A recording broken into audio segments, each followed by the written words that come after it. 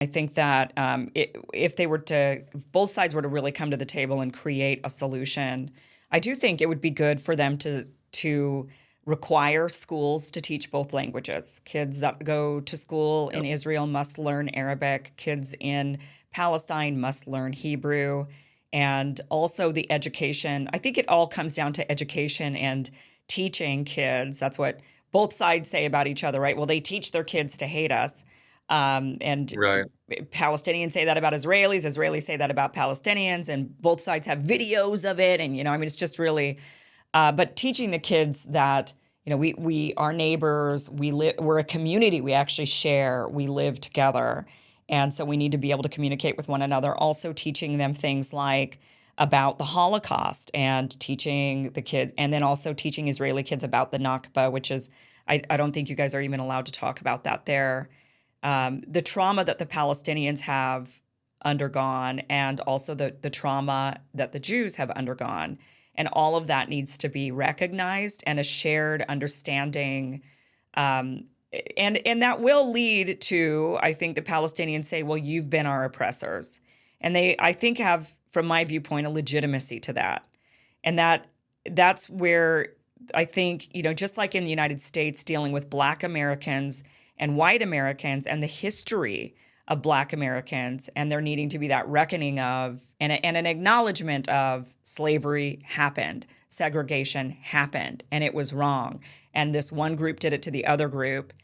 But we then move on, right? We have to move on. Of course, there's people that don't. There's people that don't move on, and they want to keep on talking about that, and they want reparations, and they want more something to be done to sort of correct that past. And you're always going to get those people. But by and large, the majority have just moved on and said, we're just having to live our lives now. Like, we recognize that we got to move on. And maybe there needs to be that same sort of education there. It's going to be really tough, though. I mean, you and I could sit here all day and talk about all of these solutions that we think are reasonable, implementable. I do think these are not like fairy tale solutions. I think these are real solutions. I think you're right. Like, the military force, the IDF, can't just be Jewish Israeli only. It would need to be recruiting from Palestine and creating a shared security force that is both Palestinians and Israelis together, looking for the security of the entire region, saying we Mhm. collectively share these borders. We collectively want to protect these borders. All of these are, but realistically, what's going on right now in Gaza is it looks like Bibi is a crazy person. As you know, he's on his way out. Everybody knows he's on his way out. And when a person is on their way out is when they're the most dangerous. And it True. looks like he is trying to implement his ideology, his what he's always wanted to see, which is, and he's one of those that I do think wants all of Israel to be Israel, and that there is no real Palestinian. He wants to annex the West Bank. And I don't know if that was him or if him placating the more hard right people who really want Right. to annex. But it does look like he's trying to somehow salvage his legacy a little bit by saying, well, at least I got all of the land, and then I could go down as Right. that, in the end. I mean, do you think that's what he's up to? I would, yeah, I think that's a good observation. I think that this is him saving face. It also helps explain the severity of the retaliation. Um, you know, After the attack on October 7th, he said, people will be held responsible, but now we're at war. And I could see some rationale to that, but it's also awfully convenient to want to wait, let people forget, let people forgive, and have a victory that he can show. I could very well see um, the the general of the IDF, the minister of defense, the head of the Shabak. I could see them all stepping down once all is said and done. Um, if anybody resists stepping down and tries to retain power, I would see that being Bibi. Hard to see like his the personality he has. Hard to see him accepting wrongdoing and stepping down. I think he's hoping for a decisive victory that will save his legacy and will allow him to remain in power. Or at the very least, maybe he will step down, but I'll have this be on his legacy. So that kind of gets me to think that I think the concept of defeating Hamas militarily is extremely difficult. I think if it was easy, Israel would have done it a long time ago. But the fact that Bibi's legacy is dependent on it gives me some level of confidence that it might happen, because he would do anything to save his legacy at this point, and that is pretty much the only thing he can do.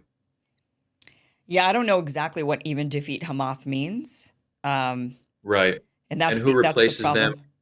Right. I think, well, that's an easier question almost. It's like, well, okay, you could get somebody, Palestinian Authority, or you get, who is it that's in prison? Barghouti? Who's Or the, Gucci? Yeah, yeah. I think yeah. That yeah, would be interesting to release him and have him.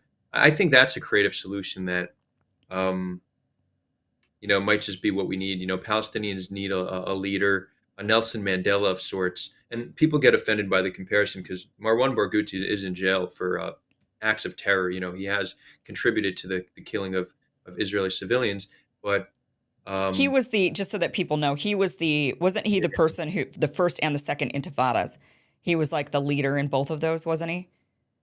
yeah, yeah, he was a big player there. But he's very well respected amongst Palestinians. He might be the single most popular figure, and people can transform, people can change. This is something that's unpopular. The whole idea that a terrorist can transform or change or moderate over time.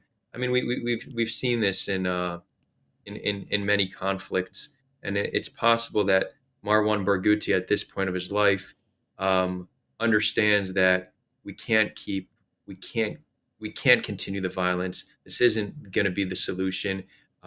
Let's work to let's bring our society towards some kind of peaceful resolution. Again, this is all speculation, but there has been talk of him being a good leader to unify Palestine.